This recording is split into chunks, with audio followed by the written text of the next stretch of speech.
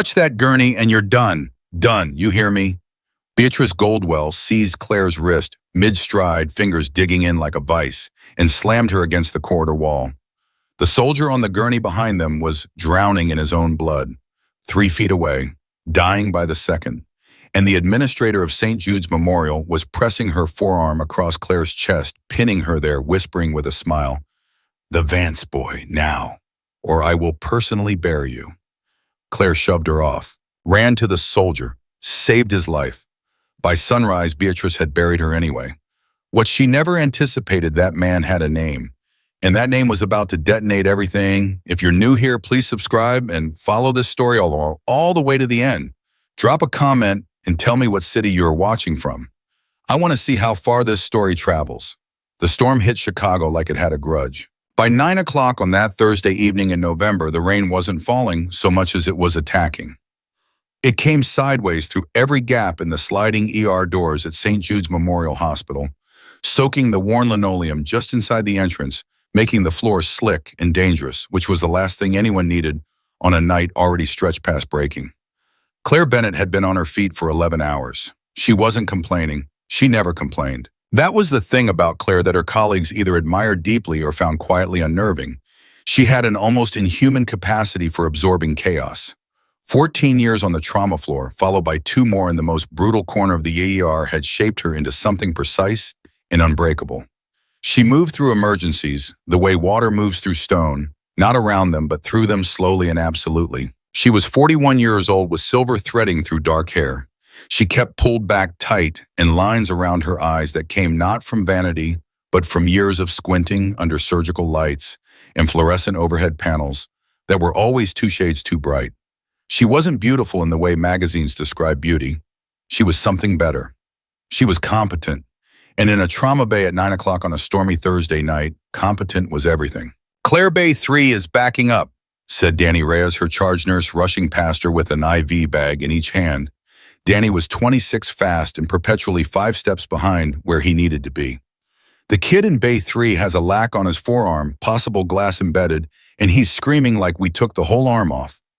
"Vitals," Claire said without looking up from the chart in her hands. "Stable, BP, 120/80, pulse 78.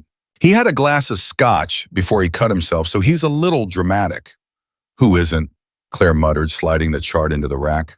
"I'll be there in 2 minutes. What's the blood type on the incoming from the ambulance?" "O negative. ETA 3 minutes. Gunshot possibly 2. Found in an alley off Michigan Avenue. No ID, no phone, no nothing. Just a military issue watch and a whole lot of blood." Claire straightened. 2 minutes, Danny." She moved to Bay 3, snapped on gloves, and found a young man of maybe 23 sitting on the gurney with his forearm wrapped loosely in a blood-soaked towel. He had the particular look of someone who had grown up being told his pain mattered more than other people's. His jaw was set. His eyes were red from crying, but hardening now into something closer to indignation. "It took you long enough," he said. Claire didn't answer that. She gently unwrapped the towel, assessed the laceration in 3 seconds. 4 centimeters. Clean edges, no arterial involvement, glass fragment visible near the proximal edge, and reached for her forceps. "This is going to pinch," she said. "I want a doctor," he said. "I am the most qualified person in this room," she said simply, and before he could argue, she had the glass fragment out and was irrigating the wound. He hissed through his teeth. "My father is Martin Vance," he said like a card being played on a table. Claire looked up at him just for a second. "I know who your father is." "Then you know he funds this hospital." "I know," she said. "So maybe a little more urgency wouldn't kill you."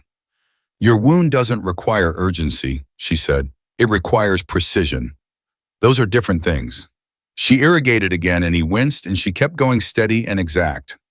"What's your name?" "Tyler." "Tyler. You're going to be fine. 3, maybe 4 sutures. You'll be home before midnight." The double doors at the end of the corridor burst open. Even with the rain hammering the building and the ambient noise of the ER, the monitors, the voices, the rolling carts, the sound of those doors flying open cut through everything. Claire looked up instinctively. 2 paramedics came through at a near run-a-gurney between them, and on the gurney was a man who was losing the argument with death in real time. He was big, broad across the chest arms that spoke of serious physical conditioning, but right now he looked diminished by blood loss. His shirt had been cut away by the paramedics.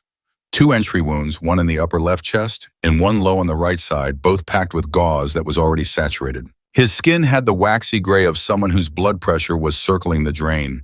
His eyes were half open and unfocused.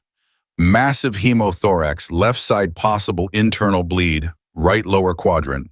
The lead paramedic, a woman named Priya, called out as they pushed the gurney through. BP is 60 over palp and dropping pulse ox 71%. He's been down about 20 minutes from the time of incident. Found in the alley behind Delaney and Michigan, no ID military watch possible. Dog tags, but we couldn't find them. Claire had already stripped her gloves. Bay 1, she said. Miss Bennett. The voice came from behind her. She recognized it the way you recognize the sound of something expensive breaking that particular register of authority that's been polished to a shine and used as a weapon. She turned. Beatrice Goldwell was not a large woman, but she commanded space the way only people who have spent decades being obeyed do. She was in her late 50s in a blazer that cost more than Claire's car payment, with hair set so perfectly it looked architectural. She had her phone in one hand and her gaze fixed on Claire with an expression that was somewhere between boredom and menace. A word, Beatrice said.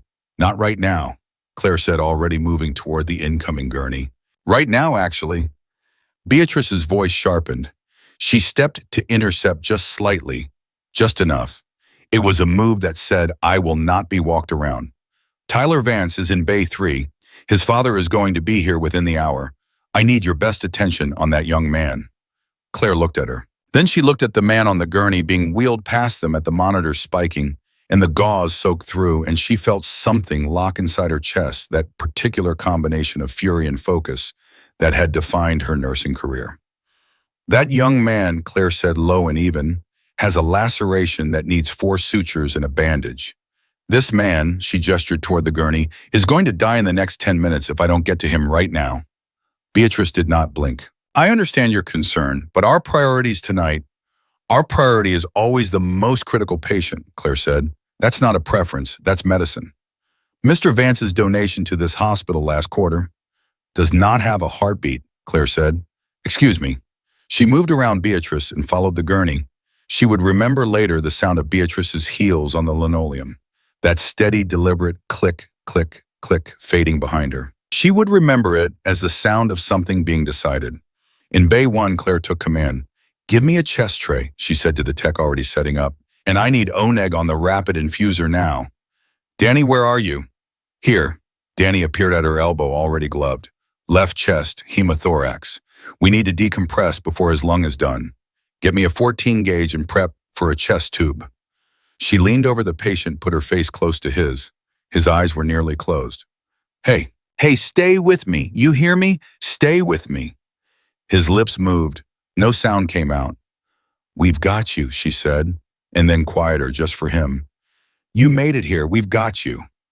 She didn't know his name. She didn't know anything about him except what his body told her, the injuries, the muscle mass that spoke of military training, the calluses on his hands, the set of his jaw even now when he was barely conscious. Like something in him was still fighting, even when his body had stopped taking his orders. She inserted the needle into the second intercostal space. The rush of air and blood was immediate. The monitor's alarm softened slightly. Not enough, but something. Chest tube, she said. Danny was there. The next 15 minutes were the kind of medicine that looks like violence from the outside, but is actually the most precise form of care, controlled, deliberate, and imperformed, with the complete understanding that every second of hesitation was a second borrowed from a life. By the time Claire straightened and looked at the monitor, the patient's blood pressure had climbed to 85 over 50. His pulse ox was up to 88. He was still critical. He was not actively dying. He needs the OR, she said. Right side is still bleeding internally. Get me vascular surgery on the phone. Already paged, Danny said. Claire exhaled, just once. Then she turned around. Beatrice Goldwell was standing in the doorway of Bay 1. She had been watching. That was unauthorized, Beatrice said. Claire stared at her. I'm sorry. The chest tube. You were instructed to attend to Tyler Vance first. The attending physician is Dr. Harmon, not you. Dr. Harmon is in surgery upstairs, Claire said. This man was critical. I stabilized him pending surgical consult. You exceeded your scope. The room had gone very quiet. The techs were busy with the patient, but their stillness had shifted in the way that stillness does when people are listening very hard. If I'd waited for Harmon, Claire said carefully, this man would be dead. That is not the point, Beatrice said. Claire felt the blood drain from her face, not from fear, from something colder. What exactly is the point, Beatrice? Beatrice stepped into the bay. She kept her voice low, but there was no warmth in it at all.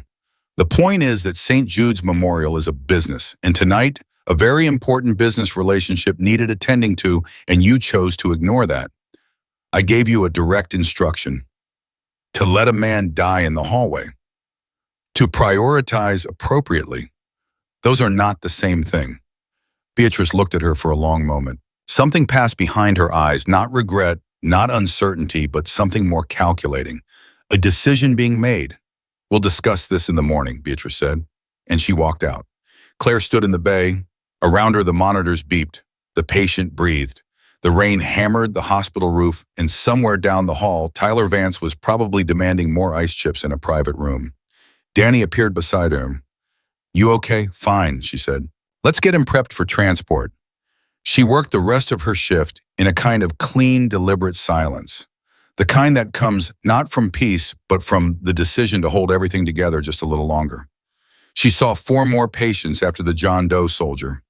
She discharged 2 admitted one and sent a 9-year-old home with a diagnosis of mild concussion and a packet of discharge instructions she explained to the mother in careful detail. She did her job. She did it exactly as she always had. At 2 in the morning, the storm began to break. At 2:15, her badge stopped working at the medication room. She assumed it was a technical glitch. She called down to security and spoke to a night guard named Felix, who sounded uncomfortable in a very specific way, the discomfort of someone who knows something they're not supposed to say. I'll put in a ticket, Felix said. Felix, I need access for a patient's pain management. I'll put in a ticket, Ms. Bennett.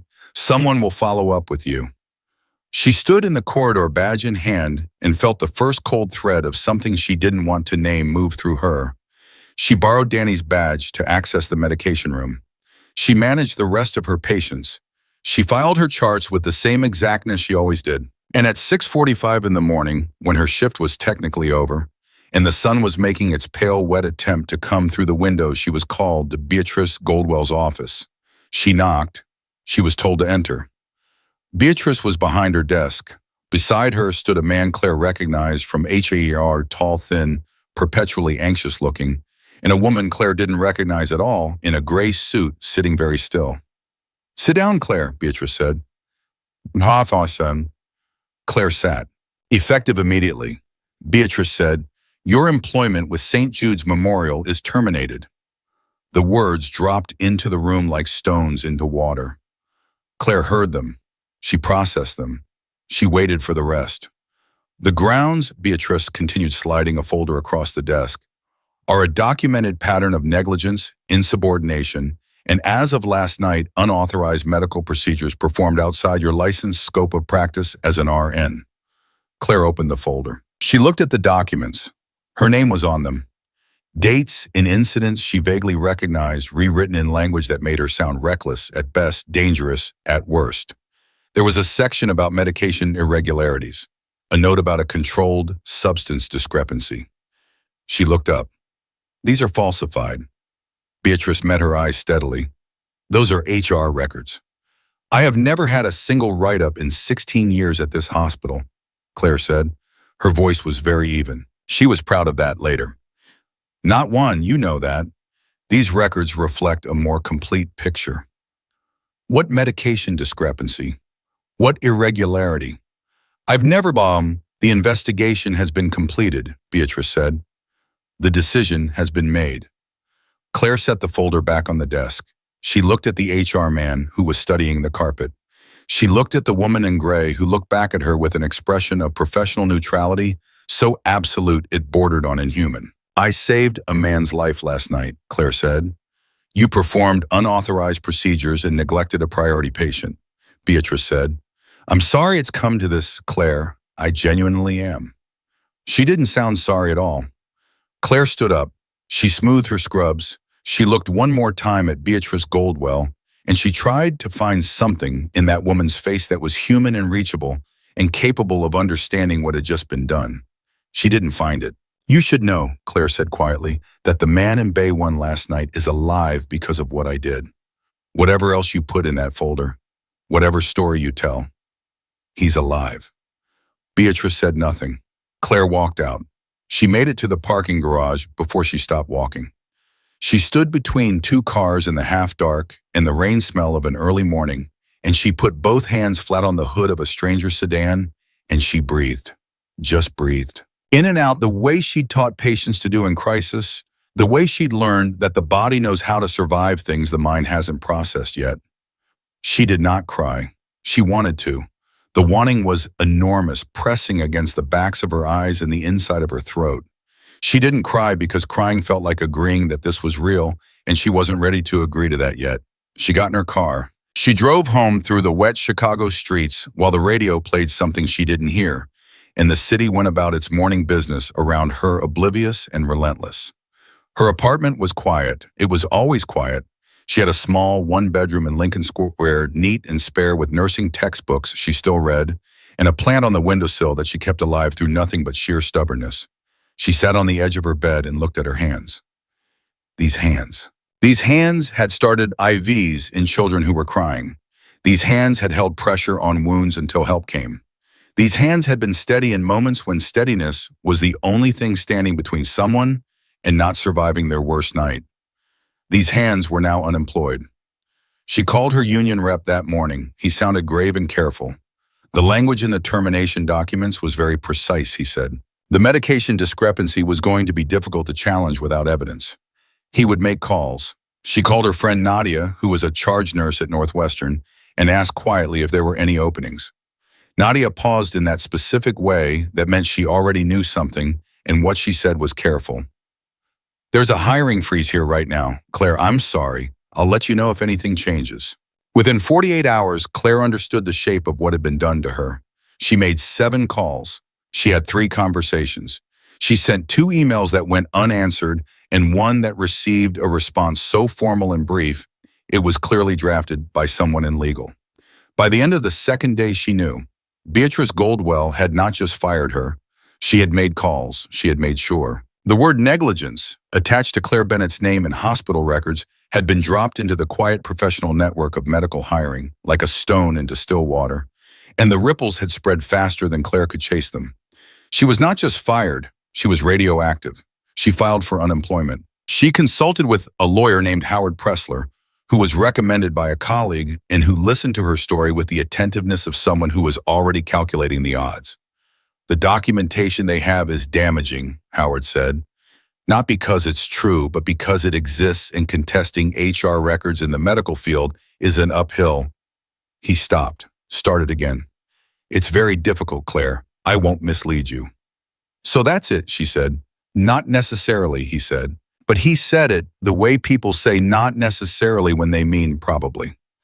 3 weeks later, Clare Bennett, 16-year veteran trauma nurse holder of 3 commendations for excellence in patient care, was filling out an application for a waitress position at a diner called Maeve's on the north side. The owner, a woman named Maeve herself, mid-60s, sharp-eyed with the permanent smell of coffee on her, and an accent that put her somewhere in rural Ireland, originally asked her during the interview if she had any food service experience.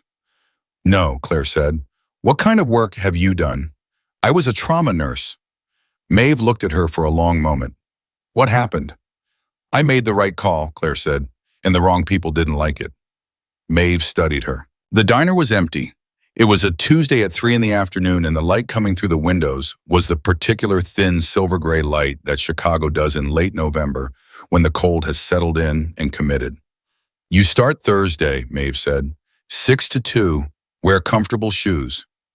Claire wore comfortable shoes. She learned the menu. She learned the regulars, the retired postal worker who came in every morning for a short stack and black coffee and never said more than 12 words, but always tipped exactly 20%. The pair of older women who came on Saturdays and stayed for 3 hours and talked about their grandchildren. The occasional construction crews from the building going up 2 blocks over, loud and good-humored and genuinely grateful for hot food and quick service. She was good at it, of course she was. Clare Bennett had spent 16 years reading people under pressure, understanding what they needed before they asked for it, managing chaos with a calm face. Waitressing at a diner was a different kind of the same thing. But every night she went home and she looked at her hands and she thought about the man in Bay 1, the soldier, the John Doe with 2 bullet wounds and no identification, and something in his jaw that said he had not given up. She wondered if he had survived the surgery. She wondered if he had woken up. She wondered if he knew that saving his life had cost her everything she had. She told herself it didn't matter. She would do it again. She would do it exactly the same way. But some nights, sitting in her quiet apartment with the plant on the windowsill and the nursing textbooks on the shelf, she let herself be honest enough to admit that the doing the right thing and not getting destroyed for it would have been better. Some nights that was a hard thing to sit with. And on those nights, she would put on her coat and walk through the cold Chicago streets for a while, and she would pass the hospitals, Northwestern Rush, the old Mercy building, and look at the lights in the windows and know that somewhere in those buildings, in those glowing rectangles of warmth, someone was having the worst night of their life and someone else was standing next to them, steady and trained and present and being exactly what that person needed. And she would feel the absence of that, the way you feel the absence of a limb. She had been good at this. She had been genuinely, exceptionally good at this. And now that was gone, and she was pouring coffee at 6 in the morning, and the city was going about its business, and the soldier she had saved probably didn't even know her name. She was wrong about that last part, but she wouldn't know she was wrong for another 6 weeks. 6 weeks had passed since Clare Bennett last wore scrubs. 6 weeks since she had stood in a parking garage with her hands flat on a stranger's car hood, breathing through the kind of pain that doesn't announce itself as pain, but disguises itself as numbness. 6 weeks of unemployment checks and lawyer calls, and the slow grinding education of learning what it feels like when a system you gave your life to turns around and erases you. The diner at 6 in the morning was its own kind of medicine, not the kind Clare knew, but something. She had learned the rhythms of it, the way the breakfast rush came in waves, the way the coffee machine made a particular grinding sound at the start of the third pot that meant the filter needed changing, the way the cook, a heavy-set man named Gerald, who never spoke above a murmur, would slide plates onto the pass-through counter with a gentleness that was almost surgical. Clare understood Gerald. She understood the language of people who take their work seriously in rooms where no one notices. She was refilling the sugar dispensers at the corner table when her phone buzzed. Howard Pressler, her lawyer. She set the sugar down and stepped into the narrow hallway near the restrooms. Howard. Clare. His voice had that particular texture she had come to recognize over the past 6 weeks. Careful managed carrying bad news in neutral packaging. I need you to hear this before you hear it somewhere else. Just say it. The nursing board reviewed the complaint Goldwell filed. They've placed a formal hold on your license pending investigation. That means you can't practice in Illinois, and the hold is flagged nationally. Clare leaned her shoulder against the wall. They accepted her complaint. The documentation she provided was, Clare, it was thorough. Whatever she had on you, however she built it, it's persuasive on paper. Because she built it herself. I know that, but knowing it and proving it are very different. I know the difference, Howard. A pause, then quieter. I'm sorry, I really am. I'm not giving up. But I wanted you to know where we stand. I stand in a diner, Clare said, apparently permanently. She hung up. She stood in the hallway for 30 seconds. Then she went back out, picked up the sugar, and finished the dispensers. Maeve was watching her from behind the counter. Maeve always watched. It was one of her primary occupations, watching, and she did it with the efficiency of someone who had spent decades behind a counter, reading people, and was very rarely wrong about what she read. Bad news, Maeve said. Administrative, Clare said. Maeve wiped down the counter. Gerald burned the home fries. Tell table 4, I'll have them fresh in 4 minutes and their next coffee is free, Clare told table 4. Table 4, a retired school teacher named Arthur, who came in every Wednesday, accepted this news with the dignity of a man who had learned that most things in life arrive slightly burnt and slightly late, and that graciousness cost nothing. It was a Tuesday. Clare had 6 more hours on her shift. She worked them. What she didn't know as she worked those 6 hours as she carried plates and refilled cups and smiled at Arthur and managed the lunch rush with the same quiet efficiency she had brought to trauma bays was that 62 miles away, at a military medical facility in the suburbs, a man was sitting up in a hospital bed for the first time in 6 weeks and asking a very specific question. The man's name was Colonel Garrett Sterling. And the question he was asking, with a voice still rough from a ventilator tube and eyes that had not yet fully recalibrated to normal light, was this: who was the nurse? The Army doctor standing at his bedside. A lieutenant colonel named Park, competent and brisk, frowned slightly. "I'm sorry. St. Jude's, the night I came in." Sterling's voice was measured even now, even at the bottom of a 6-week recovery from 2 bullet wounds, internal hemorrhaging, in a chest tube procedure that the attending physician at the receiving hospital had later described in the surgical notes as decisive and technically excellent for a field stabilization. The chest tube, the nurse who did it before I went into surgery, who was she? "Colonel, your focus right now should be on Dr. Park." Sterling said it quietly. The way he said everything quietly. But something in the quietness made Park stop. "I am asking a simple question." I was conscious for approximately 90 seconds in that ER bay. I remember a woman's voice telling me I made it here. I remember hands that knew exactly what they were doing. And I remember that those hands kept me alive long enough to get to surgery. He paused. "So, who was she?" Park shifted. "I don't have those records here. St. Jude's is a civilian facility." "Get them." "Colonel, please," Sterling added, which from him was apparently a significant concession because Park closed his mouth and nodded. That was a Tuesday. By Thursday, Sterling had a name. The records from St. Jude's were straightforward enough: the surgical notes, the ER intake, the chest tube documentation. The name on the procedure was Clare Bennett, RN. The records also showed, for anyone who cared to look, that Clare Bennett had been terminated the morning following the incident. Major Danny Reeves, Sterling's aide, had found this out in about 11 minutes. She delivered the information standing at the foot of his bed with the flat affect of someone who was professionally accustomed to delivering reports, but personally found this particular report infuriating. "She was fired," Sterling said. "Yes, sir." The morning after. The termination was processed at 7:14 a.m., approximately 5 hours after the end of her shift. Sterling was quiet for a moment. "Why, the official records cite negligence and unauthorized medical procedures." Reeves paused. "The unofficial picture is more complicated. The administrator who processed the termination is a woman named Beatrice Goldwell. The patient she wanted Bennett to prioritize instead was Tyler Vance, son of Martin Vance." "Who is Martin Vance?" "Real estate developer, major donor to St. Jude's, net worth somewhere north of $400 million. His son had a laceration on his forearm." Sterling looked at Reeves. Reeves looked at Sterling. "A laceration," he said, "a minor one. And she was fired for choosing to save my life instead of suturing a drunk rich kid's arm." Reeves said nothing because there was nothing to add. Sterling pushed himself slowly to sitting, which cost him something. He didn't show it on his face, but Reeves saw it in the set of his jaw. "Where is she now?" "That took a bit longer to find. She's been effectively blacklisted from the medical field in Illinois. License under review by the nursing board. She's currently working at a diner in Lincoln Square. Maves." Reeves checked her notes. "She works the 6 a.m. to 2 p.m. shift Tuesday through Saturday." Sterling was already reaching for his phone.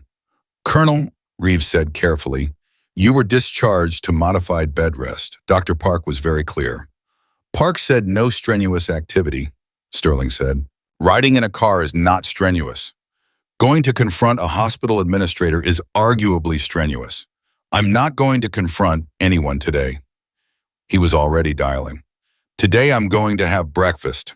The call he made was not to the diner. It was to a man named General William Forsyth, who had 30 years of military leadership behind him, a voice like a thunderstorm at sea, in the particular kind of Washington connections that don't appear on any public record, but can move things that look unmovable. "Bill," Sterling said when the call connected. "Garrett." A pause. "You're supposed to be in bed." "I'm making one call. I need a name at the Illinois Nursing Board. Somebody with authority." Another pause.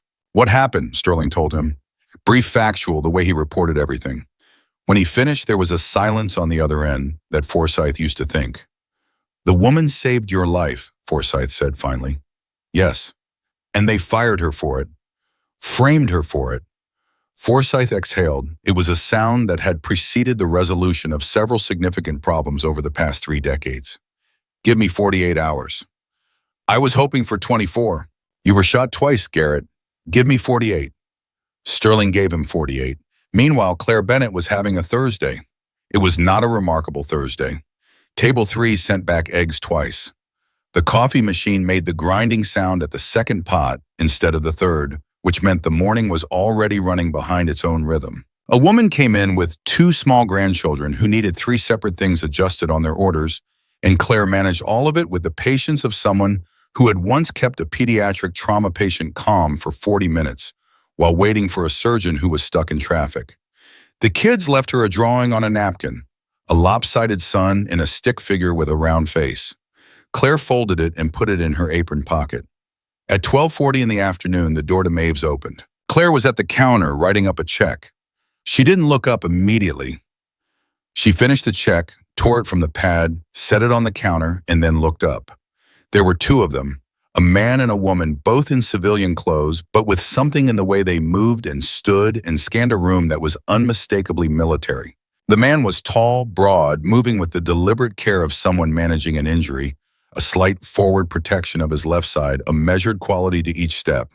He had dark hair going gray at the temples, a face that had been weathered by more outdoor time than most people accumulate in a lifetime, and eyes that were already doing what Claire's eyes always did in a room moving, assessing, cataloging. He found her immediately. She looked at him. Something happened in her chest. Not recognition exactly. She had never seen his face clearly. That night had barely looked at it in the bay, had been focused on his wounds, on his vitals, on the work. But something in her body recognized something in him, the way the body sometimes knows things the mind hasn't caught up to yet. He walked straight to the counter, sat down on the stool directly across from her. The woman with him took the stool one over. Coffee, Clare said. Please, he said. She poured it. Her hands were steady. Of course they were. They were always steady. I'm Garrett Sterling, he said. Clare set the coffee pot down. She looked at him. I know who you are, she said quietly. I looked up the name when the surgical notes came out. John Doe became Garrett Sterling about 3 days after your surgery. Then you know I know what you did, he said. What I did was my job. What you did, he said, was make a choice, and that choice cost you something. And I'd like to talk to you about that. I'm working, Clare said. I can see that. He glanced around the diner once briefly and then back at her. There was something in his expression that was not pity. She would have walked away from pity, but something more like the specific gravity that comes from being someone who has made hard decisions and respects the people who can do the same. I'll have breakfast. And when you have 5 minutes, I'd like those 5 minutes. Maeve appeared from nowhere in the particular way she had of materializing exactly when she was needed. She looked at Sterling. She looked at Clare. She looked at Sterling again. Take 10, she said to Clare. Maeve, the lunch rush. Gerald and I have managed a lunch rush before you arrived and will manage them long after, Maeve said pleasantly. Take 10. Clare took off her apron.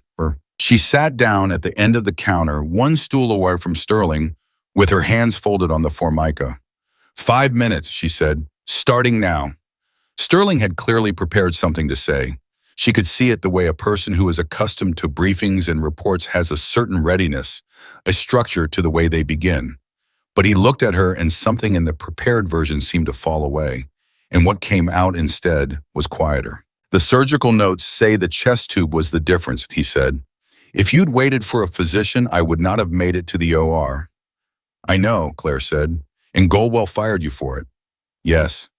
She fabricated a paper trail, medication discrepancies, a pattern of negligence, none of which is real. Clare looked at him. You've been busy for someone who was recently on a ventilator. Something shifted in his face, almost a smile, not quite. I have good people, he said. Danny. He gestured to the woman beside him who nodded once. She found everything.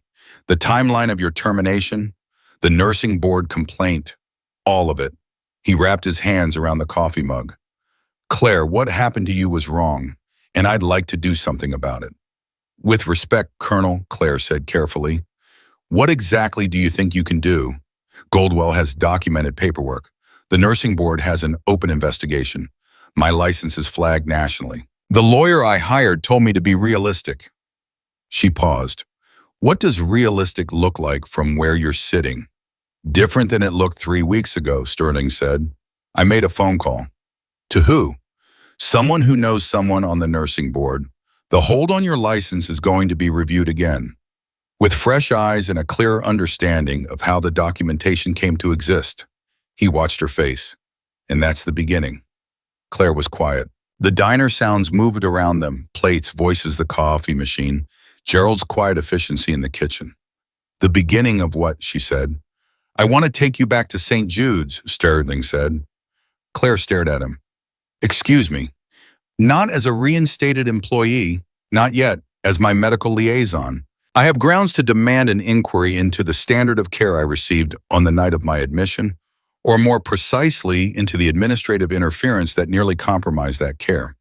Goldwell gave a direct instruction to deprioritize a critically injured patient. That instruction is documented on security footage. Claire went very still. How do you know that? Because I asked for it, Sterling said simply.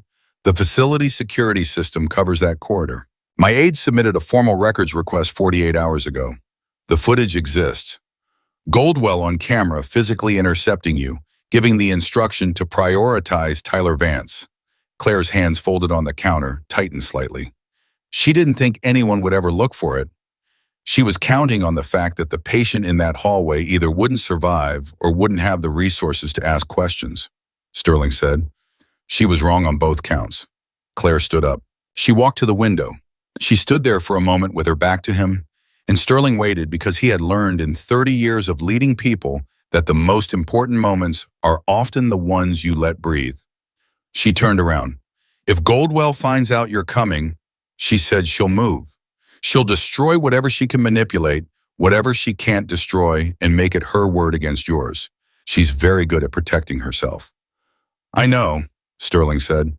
And bringing me back into that building, walking me in there while she's still in power, that's a risk. For me, not just professionally. I know that too. So why should I trust that you've thought this through, Claire said. I don't know you. You're a name in a surgical record. You're a man who came into my ER bleeding out and left before I ever saw you conscious. Why should I walk back into that building on the word of someone I met 40 minutes ago in a diner? Sterling met her eyes. He didn't flinch, didn't reach for persuasion, didn't offer her the kind of easy assurances she would have seen through immediately. Instead, he said, you shouldn't, not on my word alone, but you asked what I think is possible from where I'm sitting. He paused. From where I'm sitting, Claire, the woman who chose to save my life instead of following an illegal order, deserves to have someone make the same choice for her. I'm making it. What you do with that is yours. The diner was suddenly very quiet. Maeve at the far end of the counter was polishing a glass with such focused attention that she was clearly doing nothing of the kind. Claire looked at her hands. She thought about 16 years, about a plant on a windowsill, about a napkin drawing folded in an apron pocket, about the sound of a medication room badge reader denying her access at 2 a.m, while a man she just saved was being wheeled to the OR. When, she said. Monday, Sterling said. That's 4 days. 4 days to prepare. She looked at him for a long moment. You walk in there and Goldwell will fight with everything she has. Yes, Sterling said. She will. And you're not worried about that. He picked up his coffee. He took a drink, and then he said very quietly, very steadily, I've been in worse rooms than Beatrice Goldwell. Claire almost smiled. Almost. I want to see the footage first, she said. Before I agree to anything, I want to see what you have. That's fair, Sterling said. And I want to talk to your aide about what exactly the nursing board review looks like and what the timeline is. Also fair. And I want it in writing that whatever happens Monday, my participation is voluntary and I retain the right to walk out at any point. Sterling set the mug down. Done. She nodded once. The nod of someone who has made a decision and is done deliberating. All right, she said. She went back to get her apron. Maeve was where she always was watching. Well, Maeve said, I have to work Monday, Claire said. Maeve looked at her for a moment. Take Monday, she said. The job will be here. You don't know what I'm going to do. I know exactly what you're going to do, Maeve said. You're going to go back in there and make them answer for it. And it's about time. She turned back to the counter. Go finish the lunch rush first. You're still on the clock. Claire went back to work. She carried plates and refilled cups and checked on Arthur and managed the afternoon with all her usual precision. But something had shifted inside her. Some fundamental thing that had been locked down and dormant for 6 weeks was stirring awake. She didn't know yet what Monday would bring. She didn't know that Beatrice Goldwell, even now, had taken a precaution she believed was final and permanent. A conversation with a hospital board member. A quiet assurance that the Clare Bennett matter was resolved and the relevant documentation was secure. She didn't know that security footage has metadata. That metadata has timestamps. That timestamps are not easy to alter without leaving evidence of the alteration. And that a military intelligence officer named Reeves, given 48 hours and proper clearance, had already found 3 separate irregularities in the hospital's record management system that pointed to a very deliberate and very illegal retroactive construction of the paper trail against Clare Bennett. Claire didn't know any of that yet, but Monday was 4 days away, and Garrett Sterling had already started moving. The 4 days between Thursday and Monday were not quiet days. Claire spent Friday going through everything Danny Reeves sent her. The aide had compiled a file that was methodical and devastating in equal measure, timestamps, security footage, requests, record management logs from St. Jude's internal system, a comparative analysis of Claire's HR file showing document creation dates that didn't align with the incidents they supposedly documented. Reeves had flagged 3 entries in particular. All 3 had been created within a 72-hour window following Claire's termination. All 3 were backdated to incidents 6 to 14 months prior. And all 3 had the same metadata signature, the same user ID, the same terminal location inside the hospital's administrative wing. Beatrice Goldwell's office. Claire sat at her kitchen table with her laptop and read every page twice. Then she called Howard Pressler. Howard, I'm sending you a file. A pause. What kind of file? Oh, the kind that changes your assessment of what's realistic. She heard him open it while they were on the phone. She heard his breathing shift just slightly, the way a person's breathing shifts when they're reading something that requires them to revise everything they thought they knew. Claire, he said slowly, where did you get this? Does it matter? Legally, the chain of custody is clean, Claire said. It came through formal records requests, military clearance, everything documented and timestamped. Another silence. Then, this is not just wrongful termination. No, Claire said. It's fraud. It's deliberate falsification of professional records. It's potentially criminal. If this metadata analysis holds up, it will hold up. I've had 2 people look at it independently. Howard exhaled. When he spoke again, something in his voice had fundamentally changed. The careful management of expectations was gone. What replaced it was something Claire recognized from the best moments in her career, the clarity of someone who finally sees the path through. I need to make some calls tonight, he said. I'll be in touch by Saturday morning. He called at 8:15 Saturday morning.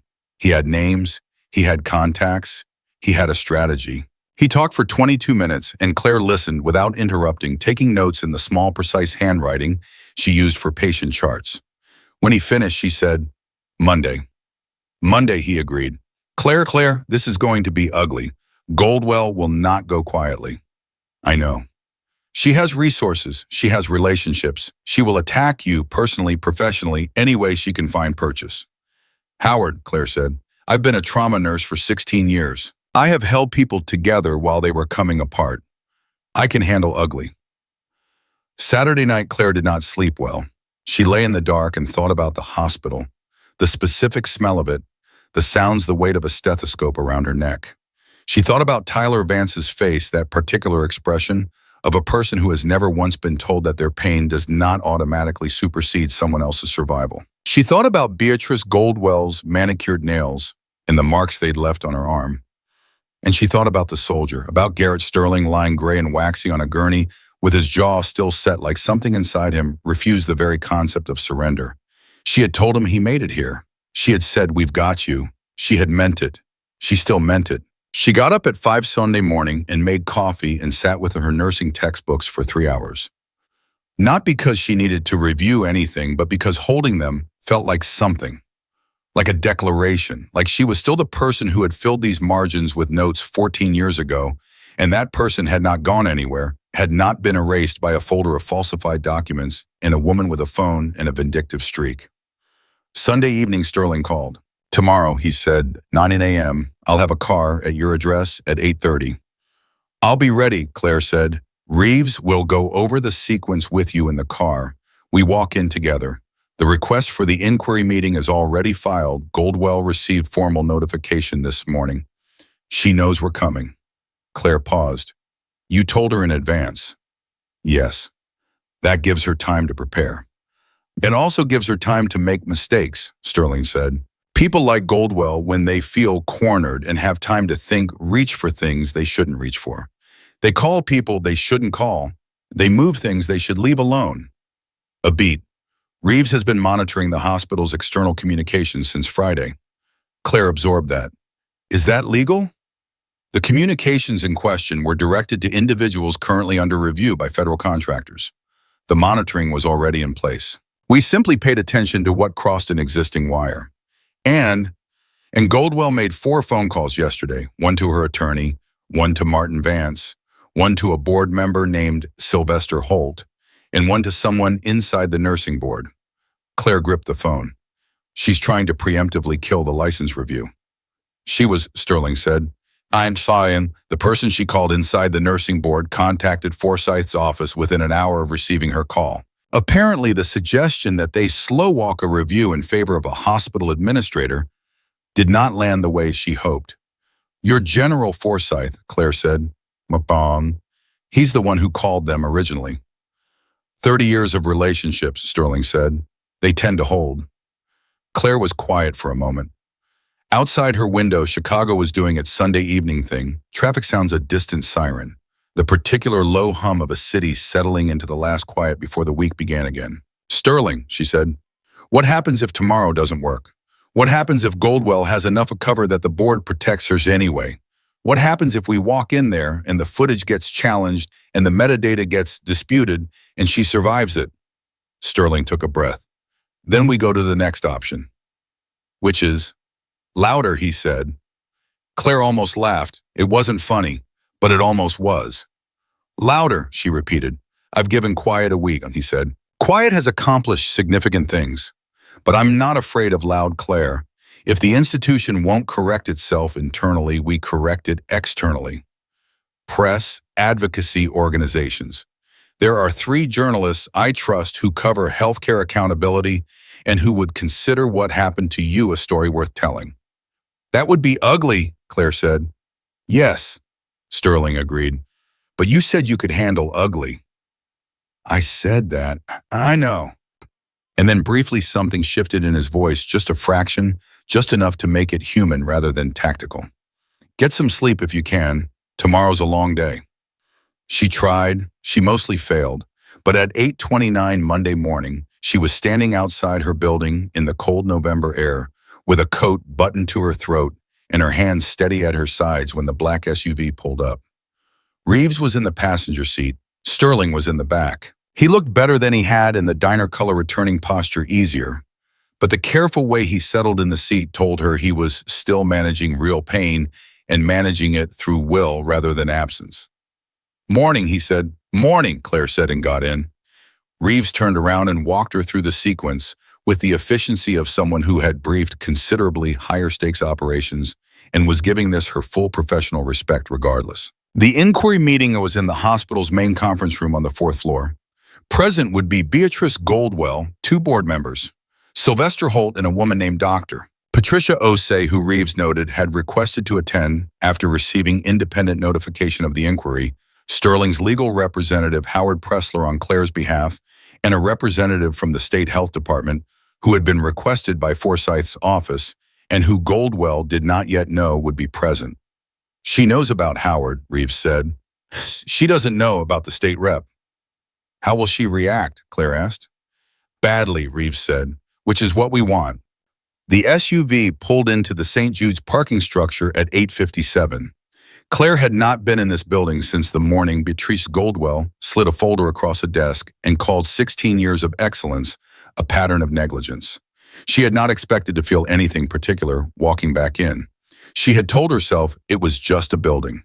Glass and steel and fluorescent lighting and the particular institutional smell of every hospital she had ever worked in. She was wrong about not feeling anything. The feeling was immediate and complex, a combination of grief and anger and something that was almost like hunger. She knew this place. Her hands knew this place. Every corridor and bay and supply room had muscle memory attached to it, and walking through the main entrance and feeling all of that activate at once was more disorienting than she had prepared for. Sterling appeared at her left side. He didn't say anything. He just walked beside her, steady and unhurried, and somehow the steadiness of it settled her. They took the elevator to the 4th floor. The conference room had a glass wall facing the corridor. Claire saw Goldwell before Goldwell saw them. She was seated at the far end of the table in her architectural blazer, speaking quietly to Sylvester Holt, a broad man in his 60s with the reddened face of someone who lunches expensively and regularly. Goldwell had her hands folded on the table, composed, prepared, already framing whatever version of events she planned to present. Then she looked up. She saw Claire first. Something moved through her face, controlled quickly, but Claire had spent 16 years reading faces under pressure, and she caught it. It wasn't quite fear. It was the specific expression of someone who had been certain they'd closed a door and is now watching it open. Then Goldwell's eyes moved to Sterling, and the expression changed again. He was in civilian clothes, but he carried himself in the way that people who have commanded things carry themselves, not aggressively, not performatively, but with a completeness of self-possession that he occupied a room. Goldwell had expected to face a fired nurse and a military bureaucracy complaint. She had not, Claire expected this. Sterling held the door for Claire. She walked in. Howard Pressler was already seated on the right side of the table, his briefcase open, his reading glasses on his entire bearing, that of a man who has recently upgraded his assessment of his client's position and is feeling correspondingly energized. He caught Claire's eye and gave her a single nod. Across the table, Dr. Patricia Osei, a woman of about 60, composed and sharp-eyed with the bearing of someone who became a hospital board member because she understood medicine, not because she understood fundraising, was reviewing a document. She looked up when Claire entered, and her gaze held for a moment with a quality Claire could only describe as recognition. Not personal, professional. The look of someone who had read a file and was now seeing the person the file was about. The state health department representative, a man named Calloway, was in the corner, quiet and present in the way that regulatory authority often is, not loud, not aggressive, just there, and everyone in the room aware of exactly what his being there meant. Goldwell stood. "Colonel Sterling," she said, her voice pitched at warm and professional, "it's so good to see you recovering well. We at St. Jude's were deeply concerned." "Sit down, Ms. Goldwell," Sterling said, not unkindly, not loudly, just with the complete absence of any accommodation for the performance she was attempting. Goldwell sat. The meeting opened formally. Howard stated Claire's position. Sterling's legal representative stated the grounds for the inquiry. Calloway identified himself and his role. Goldwell's attorney, a sharp-faced man named Reese, who had the specific energy of someone paid to be aggressive, immediately objected to Calloway's presence on the grounds that no advance notification had been provided. "The health department does not require advance notification for a standards inquiry," Calloway said pleasantly. "That's in statute." Reese knew that. He objected anyway because objecting was something to do. Then Howard Pressler opened his briefcase and placed a single document on the table. He slid copies to each person present.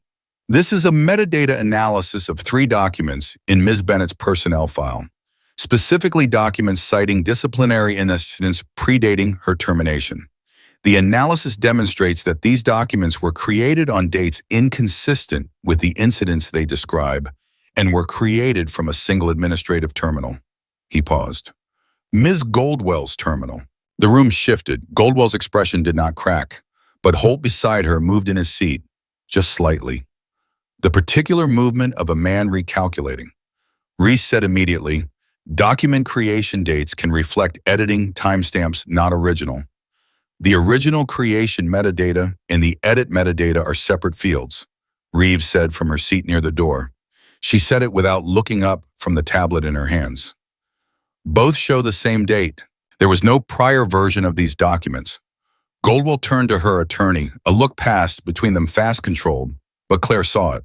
The look of someone who has just discovered that the wall they were leaning on has a crack in it. Furthermore, Howard said, placing a second document on the table, we have a record of a controlled substance discrepancy cited in Ms. Bennett's termination paperwork. We've obtained the pharmacy log for the relevant date. He slid the copies. The discrepancy cited does not appear in the pharmacy log. The medication in question was correctly administered, signed out, and documented. There is no discrepancy. The discrepancy in Mrs. Bennett's file was invented. Goldwell said, these records were fabricated, Sterling said. The word landed in the room like something physical. Goldwell looked at him, and now something in her composure shifted, not much, but enough. Colonel Sterling, I understand you have a personal investment in Ms. Bennett's situation, but I have a factual investment. Sterling said, I was the patient. I was in that bay. I was conscious for portions of that night that you may not have accounted for. He leaned forward slightly, both hands flat on the table. I remember your voice in that corridor, Ms. Goldwell. I remember the words you used.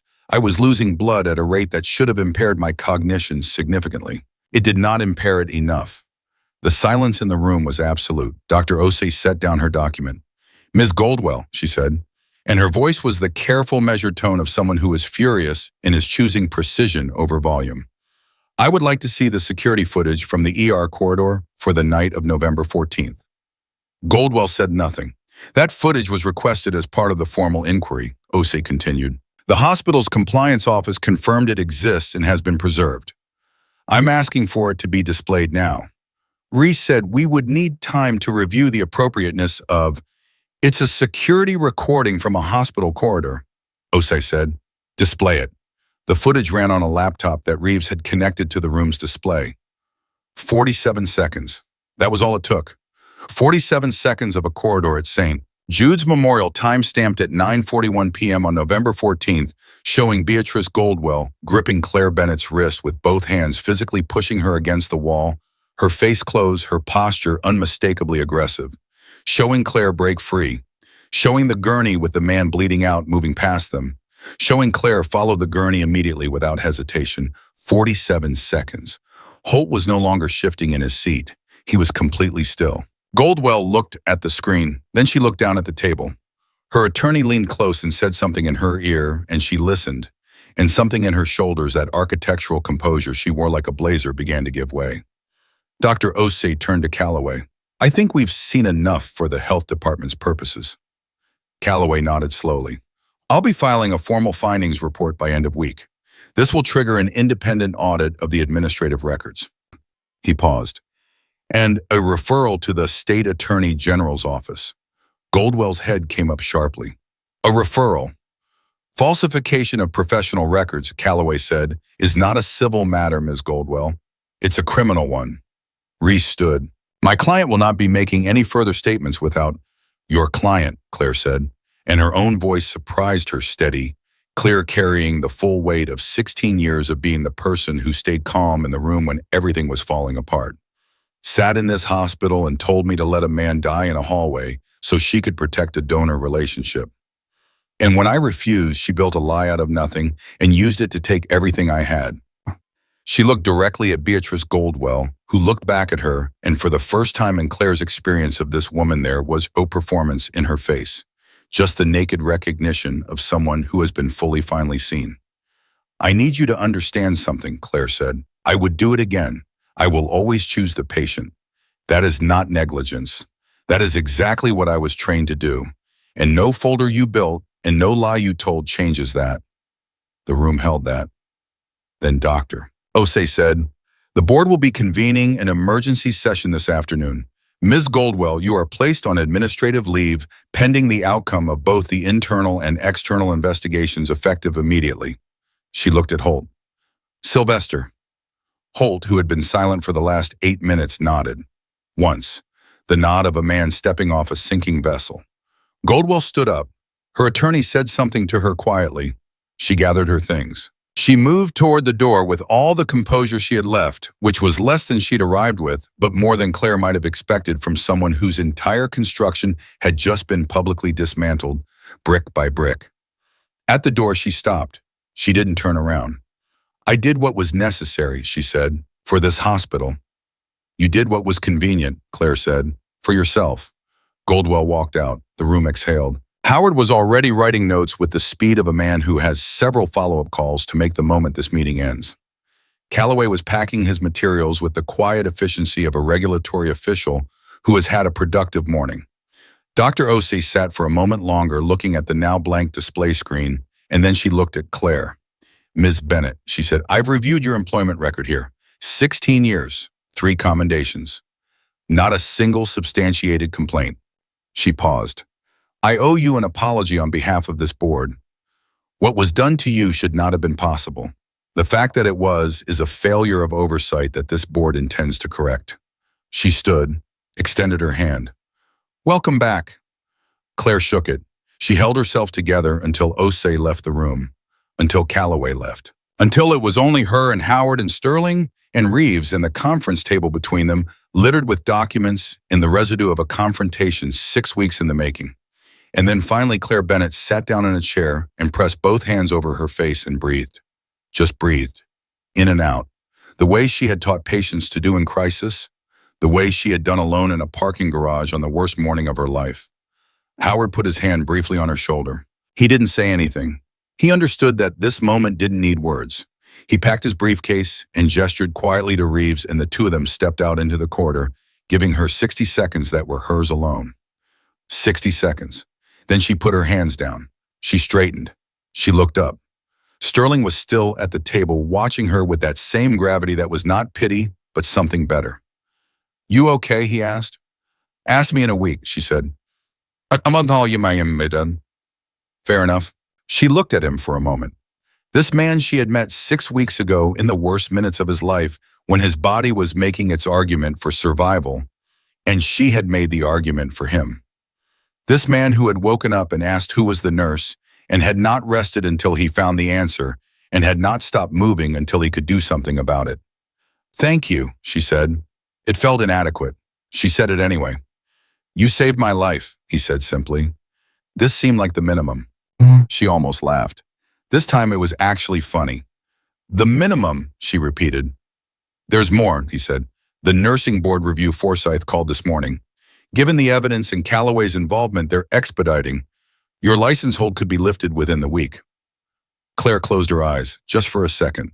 "Okay," she said, and Dr. Osei indicated the board wants to discuss reinstatement terms.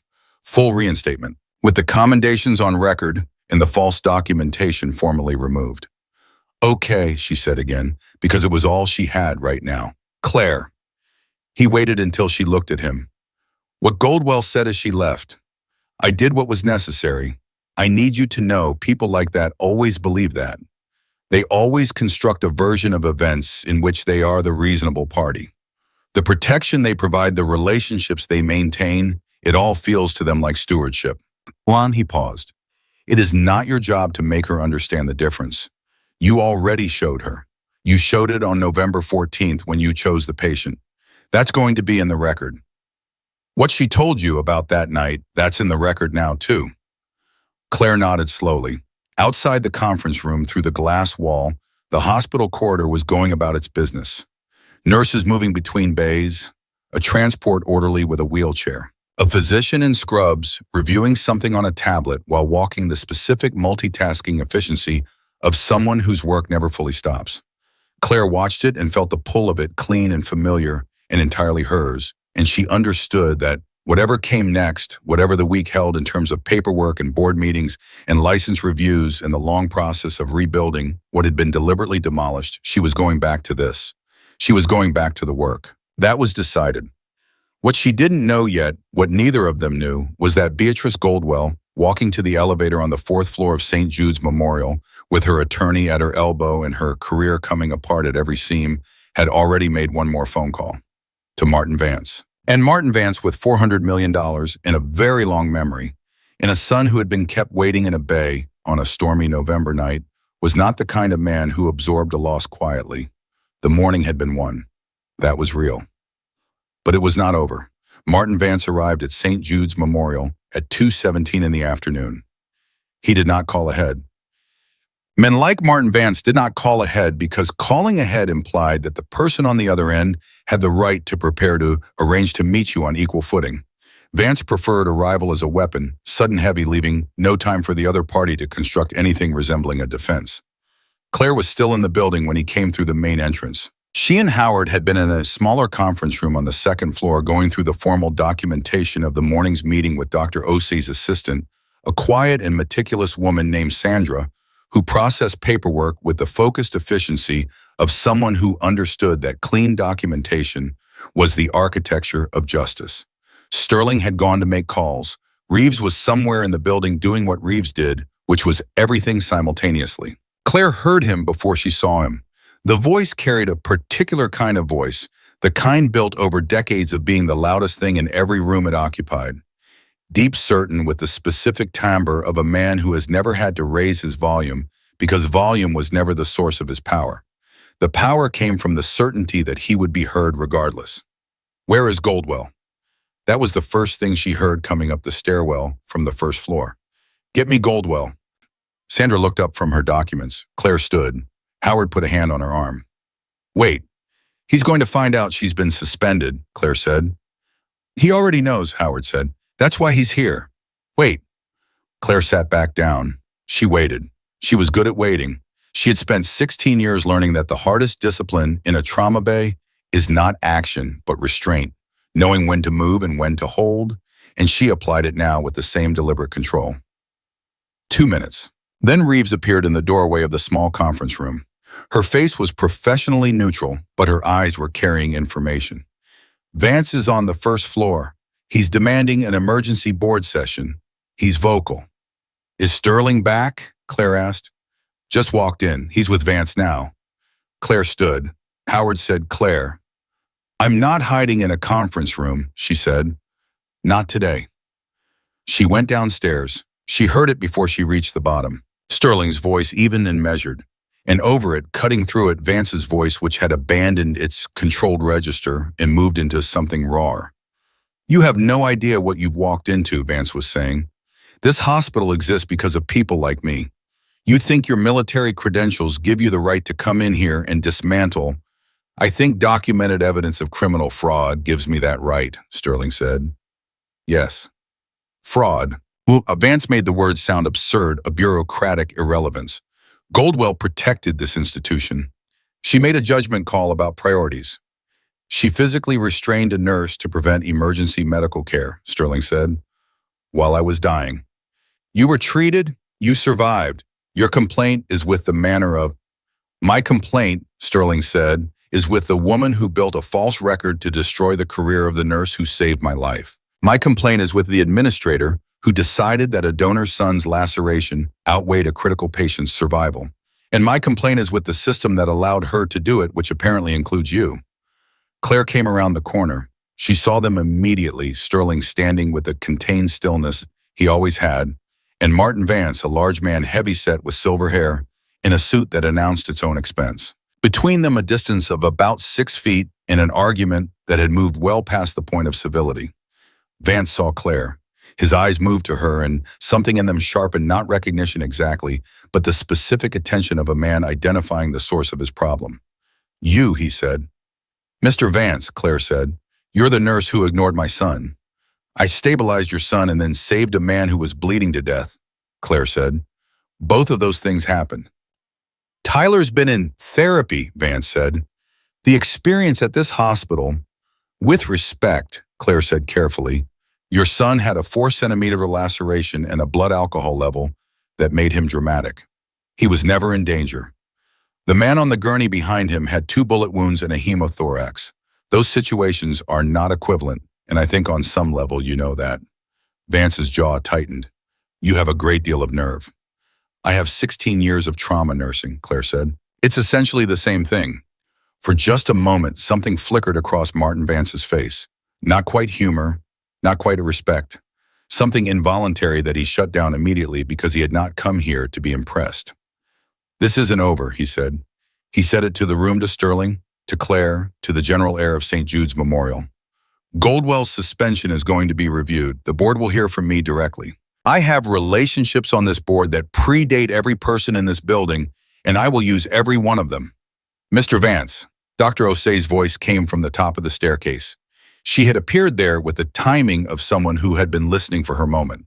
She came down the stairs with deliberate composure, and the room reorganized itself around her the way rooms do when a person with genuine authority enters. I appreciate you coming in. I'd like you to join me in my office. Vance looked at her. He adjusted. Something calculated moved through his expression, the recalibration of a man who understands that different opponents require different approaches, and that Osei was not the same kind of obstacle a suspended administrator or a fired nurse. Of course, Patricia, he said. He used her first name with the ease of a man who uses first names to establish position. She did not use his. This way, she said, and walked ahead of him. He followed. But at the turn of the corridor, he looked back once at Claire. The look said, "This is not finished," as clearly as if he'd spoken the words. Claire looked back at him steadily until he disappeared around the corner. Sterling appeared at her side. "You all right?" "He's going to the board," she said. "He was always going to the board," Sterling said. "Osei knows that. She called me while he was in the lobby. She's prepared." He paused. Vance has 3 board members he considers reliably aligned with his interests. Osei has confirmed that 2 of those 3 have already seen the security footage and the metadata analysis. As of this morning, their alignment has shifted. Claire absorbed that. She was moving pieces before we even got here. "She's been on this board for 11 years, Sterling said. "She has not survived 11 years of hospital politics by being reactive." Claire exhaled slowly. "What about the third board member he thinks he has?" Sterling's expression shifted slightly. Just slightly. Sylvester Holt. Holt, who had sat in the conference room that morning and said nothing, who had nodded when Osei placed Goldwell on leave with the nod of a man stepping off a sinking vessel. "Where does Holt actually land?" Claire said. "That," Sterling said, "is currently unclear." That was at 2:45 in the afternoon. By 3:20, it became considerably clearer. Reeves found them in the second-floor corridor. She was moving at a pace that was not quite running, but was everything short of it, and her expression had dropped its professional neutrality for something more urgent.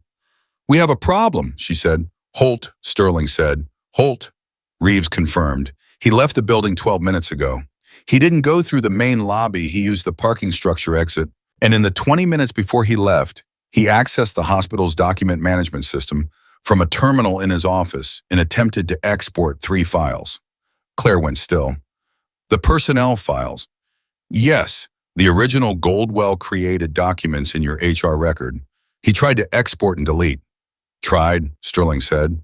The system flagged the export attempt. IT security, a guy named Baxter, who apparently takes his job extremely seriously, caught it in real time and suspended the export. "The files are still intact." Reeves paused. "But Holt knows he was caught. He's gone." Sterling turned to Claire. She saw him make the calculation, the quick, clean assessment of a man who has spent his career making decisions under pressure and has learned to do it without visible deliberation. "Howard," Sterling said. "Call Howard right now and tell him what Holt attempted. He needs to file a preservation order on those documents within the hour." Claire was already dialing. Howard picked up on the second ring. She told him in 45 seconds. He said, "On it," and hung up. That was what Claire appreciated most about Howard Pressler. He was a man who once mobilized moved. Callaway Sterling said to Reeves, "State Health Department. He needs to know that a board member just attempted to destroy evidence." "Already texting him," Reeves said, thumbs moving. Claire leaned against the wall and processed. The morning had felt like a resolution, the footage, the metadata, Goldwell's composure collapsing. Brick by brick, Osei's handshake, "Welcome back." She had let herself feel in the car, on the way up the stairs, the particular relief of someone who has been holding everything together for 6 weeks and has finally been given permission to set it down. She had set it down too soon. "Holt was working with Goldwell," she said, "not just aligned with Vance. He was actively involved." "It looks that way," Reeves said. "The nursing board complaint," Claire said. "Howard told me someone from the board had been contacted. Goldwell called someone, but what if it wasn't just Goldwell who called?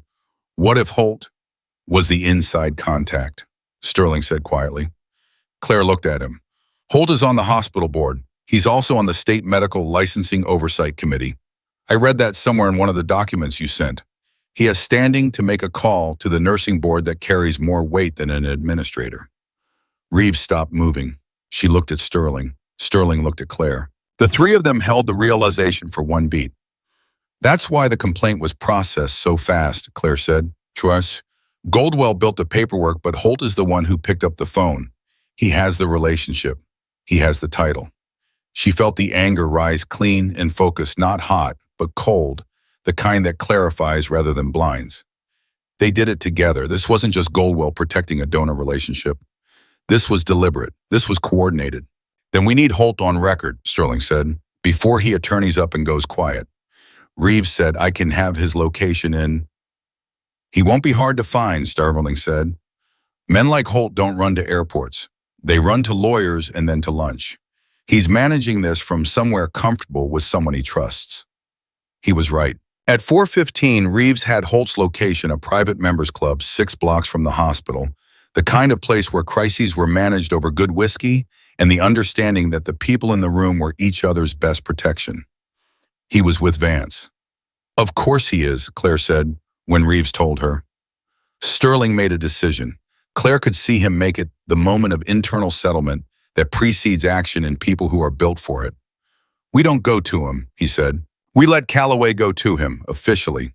With the attempted evidence destruction on record, Calloway has grounds to compel Holt's cooperation in the investigation. That's a very different conversation than anything we could have. He called Calloway. The call was 7 minutes. When it ended, Sterling said, Calloway is requesting that Holt voluntarily present himself to the health department offices tomorrow morning. If he doesn't, Calloway has the authority to escalate to the AG's office tonight. Claire sat with that. And Vance is a donor. He's not an employee, not a board member, not a licensed anything. His exposure is different, harder to touch directly. Sterling paused, but exposure exists. His son's care records from that night, the instruction Goldwell received about prioritizing Tyler communications between Vance and the hospital's administrative office, all of that is now part of the health department's investigation scope. He's going to lawyer up tonight, Claire said. He already has, Sterling said. That's fine. Lawyers slow things down. They don't stop them. The rest of the afternoon moved in the particular exhausting rhythm of aftermath. The documentation, the calls, the incremental administrative work of formalizing what the morning had broken open. Claire sat with Sandra for another 2 hours, going through her personnel file item by item, flagging every falsified entry, building the record of what had been done, and in what order and by whom.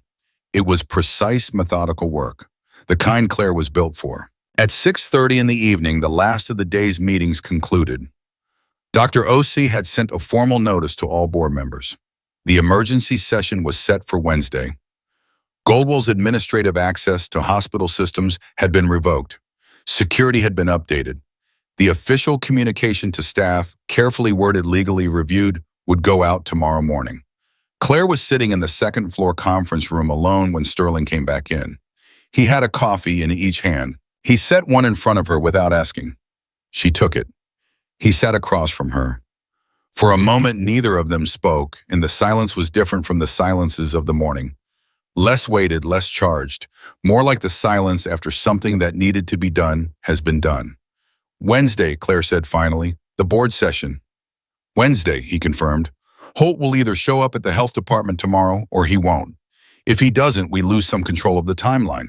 We don't lose the outcome, Sterling said. The metadata evidence and the footage are preserved. The document destruction attempt is on record. The outcome of the board investigation is not contingent on Holt's cooperation. It just takes longer without it. I've gotten good at waiting, Claire said. I know, he said. She looked at her coffee. Can I ask you something? Yes. When you woke up after the surgery, when you found out what happened to me. She paused, choosing words. Why did you care? You didn't know me. I was a name on a surgical record. Most people would have said, that's unfortunate, and gone on with their lives. Sterling was quiet for a moment. Not the quiet of someone searching for an answer, but the quiet of someone deciding how honestly to give an answer they already have. I've spent 30 years in command, he said. I've made decisions that cost people things they shouldn't have had to lose. I've operated in systems that, despite everything, despite the best intentions of the people in them, sometimes fail, the people who deserve most to be protected by them. He wrapped both hands around his coffee. I know what it looks like when a system fails someone on purpose, and I know what it costs the person it happens to. He looked at her directly. You made a choice that saved my life and destroyed yours. That's not a ledger I was willing to leave unbalanced. Claire looked at him. This man who had come back from the edge of something final and had spent his recovery asking one question and had not stopped moving until the answer led him to a diner in Lincoln Square. This man who said the minimum like it was a complete sentence and meant it. You're a very specific kind of person, she said. I've been told, he said, dry enough to almost be funny. She almost smiled. She was doing that more these last few days. Almost smiling. Her phone buzzed. Howard. She answered. Tell me something good. Preservation order filed and granted, Howard said. The documents are locked. And Claire, I just got a call from the nursing board. Formal notification. The hold on your license is being reviewed for immediate lifting pending Wednesday's board findings. They're treating Calloway's involvement as determinative. Claire closed her eyes. 1 second. Thank you, Howard. Thank your colonel, Howard said. I don't know what Forsyth said to those people, but it worked like a crowbar. She hung up. She told Sterling. He nodded once, not with satisfaction, but with the specific gravity of someone crossing an item off a list that still has items remaining. Wednesday, she said again. Wednesday, he agreed. She drove home that night through Chicago streets that felt different than they had for the last 6 weeks. Not easier, exactly. Not lighter, but different. The city was the same, the traffic, the wet light of the street lamps on the pavement, a delivery truck blocking the left lane at a green light, someone's music too loud from 2 cars over. But something in the way she moved through it had changed, something that had been clenched in her chest since the morning Beatrice Goldwell slid a folder across a desk, had, if not released, at least shifted. She stopped at Maeve's on the way home. The diner was between the dinner and closing rushes. Quiet 3 tables occupied Gerald's low voice from the kitchen. Maeve was at the counter. She looked up when Claire came in. How did it go? Maeve said. We won today, Claire said. Mostly. Mostly. There's a board session Wednesday, and a board member who tried to destroy evidence, and Martin Vance, who has 400 million reasons to make this difficult. Maeve poured her a coffee without asking. But today, well, today was yes, Claire said. Today was good. Maeve studied her in that way. She had the particular attentive reading of a woman who had spent decades behind a counter and knew the difference between someone reporting good news and someone who has genuinely received it. And the soldier, he's a specific kind of person, Claire said, which was what she'd said to Sterling about himself an hour ago, and which made her almost smile again. Maeve noted the almost smile with satisfaction and said nothing about it, because Maeve also knew when to let things be. Claire finished the coffee. She thanked Maeve. She drove the rest of the way home. In her apartment, the plant on the windowsill was still alive. The nursing textbooks were on the shelf where she'd left them on Sunday morning. The napkin drawing from the child at table 3 was folded on the kitchen counter, the lopsided son, the stick figure with the round face. She picked it up and looked at it for a moment. Then she set it back down. She showered. She made dinner. She checked her email, 3 new messages, one from Osei's assistant confirming Wednesday's session details, one from Howard with a document summary, one from Reeves with an update on Holt that said simply, he's at the health department office. Arrived at 8 p.m., brought his attorney. Calloway is with him now. Claire read the last message twice. Holt was talking. She didn't know yet what he was saying. She didn't know the full shape of what Wednesday would bring, what Vance would do, what Goldwell's attorney was constructing in some office somewhere at this hour. She didn't know all the ways this could still go sideways before it went right. But Holt was in a room with Calloway, and he had brought his attorney, which meant he understood that what he'd done was real and consequential. And when a man like that walks into a room like that and accepts that reality, it means he's decided that the best way to manage his own exposure is to give the investigators something more useful than his silence. In investigations, more useful than silence usually meant someone else's name. And the name Sylvester Holt would give them, if Clare Bennett knew anything about self-preserving men in expensive clubs, was a name she already knew. Wednesday was 2 days away. She set her phone on the nightstand. She turned off the light.